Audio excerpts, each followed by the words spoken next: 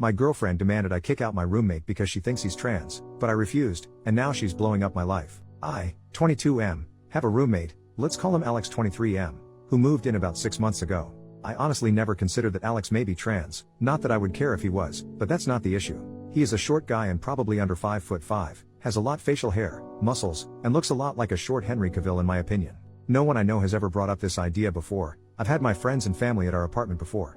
This is really the part that gets to me because my mom is extremely against any gay people, and if she sensed anything was up she would have caused problems right away. Alex and I get along. We're polite but not really friends. He's quiet but super polite, always pays rent on time, helps with chores, and even shares his cooking with me. I appreciate having him around, especially because my last 3 roommates were each their own horror story. The issue came up when my girlfriend, let's call her Sarah 28F, came over one day.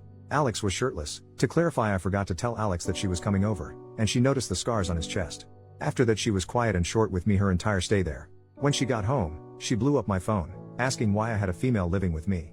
I was confused and asked what she was on about. She says that she knows that his scars are from top surgery and that he is short, so he has to be trans, and a born female. I tried to explain that even if Alex is trans or a born female, that there is no way I'd be attracted to him because to any person who looked at him, you would see a freaking guy. Plus he's respectful and doesn't cause drama like my last roommates, which she knows about.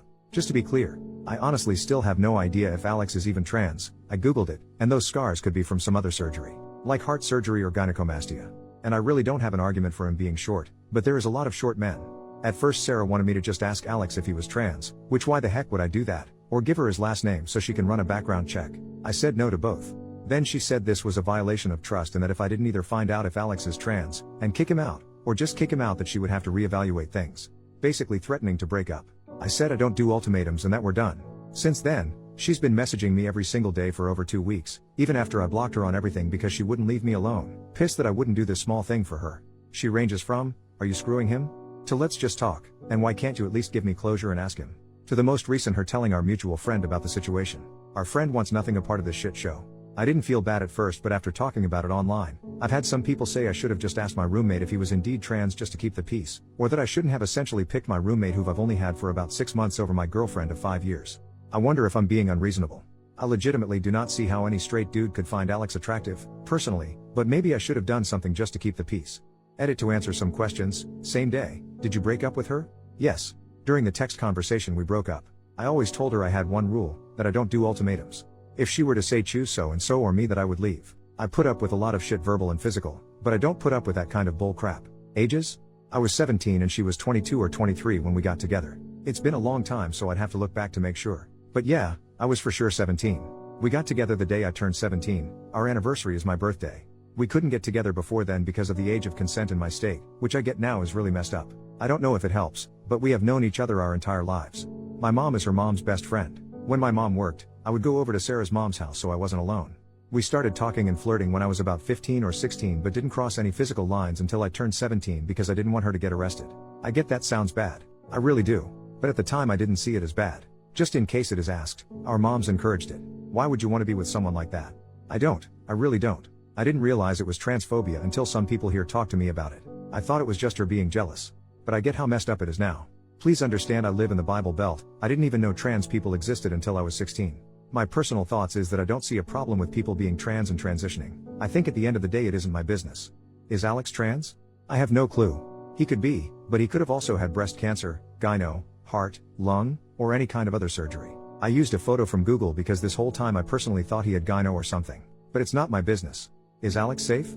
I'll talk to him when I get home and then talk to my landlord. I will change my gate code and also have her removed from the allowed guest list and also ask my landlord to not let her in personally. She hasn't been too violent of a person in the past, but I also didn't know she was this insane in the past either. Was there abuse? I feel like this has been kinda implied in some questions. I don't know. Has she insulted me? Yes. Has she been physical? Yes. But nothing crazy. Slapping, pushing, shoving, but never anything like punching or drawing blood. The photo? The photo is not actually Alex. I searched Google for gyno surgery photos and then found a Reddit post talking about it. I used it as a reference for what I mean. Scarring under the chest and around the nipple area. I definitely wouldn't actually post a photo of Alex here, censored or not. I'm sorry for confusion. Why didn't you ask Alex about his scars? I have a few reasons. I personally wouldn't like it if someone asked me. Second, my mom has scars all around her body for different reasons and gets livid if you ask her about them. Third, probably the one that confuses people the most, I didn't really care enough to ask. I was curious but not. I just thought and then went on with my business. Small update, next day, I talked to Alex. I got advice saying to be upfront and tell him what's up completely, hide the trans part, and that I just shouldn't tell him. I don't know if this was the right thing, but I just told him, because once I was face to face with him I couldn't really help but do it. To clarify, I did not ask him about his scars or mention that specifically. I said my ex-girlfriend was under the impression he was a trans person, made sure to say I didn't care if he was or wasn't, and that I broke things off, changed the gate codes, put her on the do not let in list, all that drama. Before even saying anything, he asked if I was okay. Like I said, he is a chill dude. He also not so subtly asked the same questions that a lot of comments asked, essentially if I was in an abusive situation. I told him I don't know, but whatever kind of situation it was, it's over. The thing that really kinda messed with me is that he called me his best friend. I regret not saying we were close in other comments. I realize now we have different definitions of close because he is introverted and I'm not at all. We talked about irrelevant stuff for a while and then the question came up, would you care if I was trans? To summarize things, yes, Alex is trans mask. He had top surgery when he was 19 and has been on hormones since he was 18. He even has a tattoo with the date he started testosterone. While the idea that he could have been a dude with gyno, cancer, or something else is completely reasonable, it just happens that Alex is trans. And I don't care about that, Alex is Alex. I did show him the post and got permission to update things. I would not have otherwise. He is also roaming this post somewhere, but probably won't comment. Notes, Alex is going to help me out with finding some low-cost or pay scale therapy because he personally hasn't heard good things about the college's therapy services. Like everyone else has said, yes, it was abuse.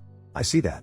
I will also hold higher standards for myself in the future. Alex sent me the information for the therapist he sees and I'll contact them in the morning. The landlord knows there is a domestic incident and I trust him when it comes to making sure my ex doesn't show up. The do not allow list was made in mind for this reason.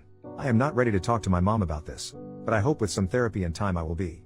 She knows something is going on, but she believes this is a break and not a breakup. Sorry if this sounds like rambling, it is. This has been a rough couple of weeks, my brain is fried and I'm tired. Keep in mind, I'm still a full-time student during this. I also have to keep my grades up for my grants, scholarships, government aid, etc. I do read all comments, even the not so good ones. I will try to respond more before I sleep tonight, but just know even if I don't reply, I have read it. I appreciate all the advice, kicks in the rear, and the sympathy. A side note, I have seen a lot of trans people comment on this post and I have had a few reach out to me in private. I am thankful for your comments as well. It has brought to my attention how tough things are out there because I honestly felt what I did was the bare minimum and not worthy of praise because it should just be expected. But I see that it is being praised for how low of a bar there is when it comes to human decency towards you, and I'm sorry for that and hope things get better. First official update, 2 days later, I talked to the therapist Alex recommended. Normally I would be on the wait list until January, but due to the situation the therapist referred me to one of his associates and I'll be seen as early as next week. I also was recommended to attend a domestic violence support group that gathers once a month. I was originally not going to go because the idea was uncomfortable as hell, but Alex said he'll go with me so at least I'll know someone there and we can leave if it's too weird for me. My mom is aware of the breakup, and she is not too happy. I did not mention the trans part. I said that Sarah was being controlling and I didn't want to put up with it anymore. Got the usual, that's a normal part of any relationship comments, but I stood my ground. My mom seems to be under the same delusion as Sarah that this is a small argument or something and we will get back together. But that is absolutely not happening. I don't really talk to Sarah's mom, so I don't know her thoughts on the matter. The landlord is aware of the situation and will not let Sarah in, should she try to show up. If you don't have the gate code, you have to go to the main office and the employee, landlord's son, will buzz the person in if they are on your accepted people list or call the tenant and ask if they aren't on the list. If the individual is on the do not let in list, especially if it involves a criminal matter, they will be asked to leave. If they don't leave, then it becomes trespassing. I know this sounds like a lot, but the security is why a lot of people live here. Notes after reading some comments, I am sorry for trivializing my abuse. It still feels weird to say abuse, but I do know that it is abuse. Slapping, pushing, and shoving is physical abuse, and if another person came up and told me their partner was doing that, I would call it abuse. It's not that I don't think women can be abusive, but as I said in one of the comments, I don't view it as abuse when it's towards me. This is probably due to being abused by my mom, which I'm going to get help for. For reference, when I mention my mom's abuse, it's why I'm low contact with her. The reason why I was extremely underweight as a kid is because she just straight up didn't feed me a lot of the time. CPS got called a lot, but never did anything. They also didn't take any claims by my teachers that I was being abused as creditable because there were no marks or bruises, which has warped my view on abuse. Going forward, if I date again, then I won't put up with any physical or verbal abuse. A couple of comments helped by saying that if I was confused on if it was wrong, to think about if it was another person going through it, which has been helpful in what I feel is right and wrong treatment towards me. After a lot of talking, it turns out Alex and I have been friends this whole time, but because I've never had an introvert friend before, I didn't exactly realize. Alex says he didn't want to annoy me by trying to chat with me all the time, which ironically is what I was feeling. Now we're going to hang out more and he is trying to get me to join the D&D game he is in. Thank you for reading my giant block of text. I'm grateful for all the comments, regardless if they are good or bad. I do read all of them. Second update, 7 weeks later. Hey everyone, I'm really sorry it's taken so long to update. I've been focusing on my mental health and keeping up with school, but overall, I'm doing better than I ever have. I've been going to therapy every week, it'll be every other week starting in January, attending a domestic violence support group every other week, playing D&D weekly, and I've made several new friends through the support group and D&D. Honestly, if it weren't for Alex, I'm not sure I'd have made it this far. He's driven me to therapy, gone to the support group with me even though he didn't need to, got me into D&D, and introduced me to his friends, who are now also my friends. As for Sarah, who I regret giving that fake name because one of my new friends has the same name, she's in jail. After my initial post, Sarah tried to show up at my apartment, but because she was on the do not let in list, she wasn't allowed in. Instead, she waited for another resident to open the gate, ducked behind their car, and tried to sneak in. She was caught immediately, and the landlord called the police to issue her a formal trespass notice.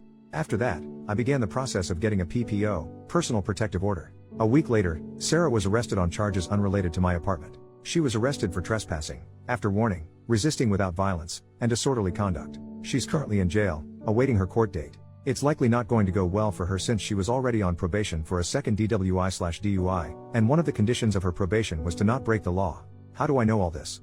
A mutual friend posted it on his Snap story. More good news, my PPO was approved on Monday. It took too long in my opinion, but whatever, it's finally done. Now, for some difficult news, I'm officially no contact with my mom. I know, logically, this is the right decision because she's not a healthy person, but it still hurts. After talking with my therapist and in support group, I realized that my views on healthy relationships and abuse were really warped, especially by my mom. I know some might say it's important to forgive her or at least give her a chance to change, but I just can't. I can't bring myself to forgive her. She neglected me as a child, physically and verbally abused me into adulthood, and even encouraged me to date an adult when I was a minor. After reflecting on everything, I also can't bring myself to say I love her. I realize I only felt that way out of obligation and pity. My mom was taken advantage of when she was a minor, which led to her pregnancy with me, and I do feel bad for her. But instead of seeking help, she chose not to. Now, I'm using her as a reverse moral compass. Whatever she did, I now try to do the opposite. This Christmas, I'm spending time with Alex and his family, which I guess is now also my family. I'm really thankful for the continued support from all of you, and I'll try to provide more updates moving forward. Relevant comments. Commenter, I am really happy for you. I know this is an odd question, but are you and Alex just friends or? OP. Admittedly, I don't know how to answer this properly and I don't even know if I want to answer it. While almost all of the comments on the initial post were overwhelmingly positive, there were some negative comments who teased that I must like Alex or something. It also felt upsetting because it was implying that I only did the right thing because I must have had feelings or must have been screwing Alex. But on the other hand, I'm not ashamed of Alex and shouldn't let those negative comments control me. I'm just going to say it here, and if anyone says anything disrespectful then I just won't respond. Very recently, as of a few days ago, I am now dating Alex. At first, we joked around about us pretending to get together despite my ex, but then it became less of a joke. Sexuality-wise, I'm not sure where I'm at. I realize now I didn't exactly find my ex attractive romantically or intimately. I mistook platonic, almost familial love for something else, plus I was being pushed to date her from the start. Even after finally having women friends, I really don't find them attractive in that way. The only one who I liked was Alex, which I realize doesn't make me straight, but I'm not sure what to call myself now. I'm taking this one step at a time.